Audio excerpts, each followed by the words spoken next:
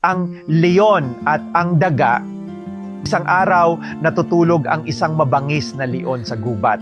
Biglang tumakbo ang isang maliit na daga sa kanyang likod. Nagising ang leon at agad itong hinuli. Pakiusap, pakawalan mo ako!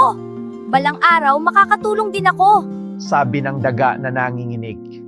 Tumawa ang leon. Ikaw? Napakaliit mo. Paano mo ako matutulungan? Naawa ang leon. Sige, umalis ka na. Squeak! Salamat, Ginong Leon. Masayang sabi ng daga.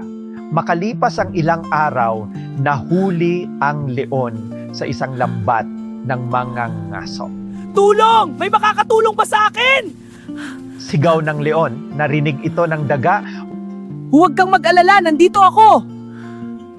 Mabilis niyang kinagat ang lubid, ngat-ngat hanggang maputol ang lambat, nakalaya ang leon. Salamat, maliit kong kaibigan. Tama ka, nakatulong ka nga. Ngumiti ang daga. Kahit maliit, may silbi. Ara ng kwento, walang maliit sa pagtulong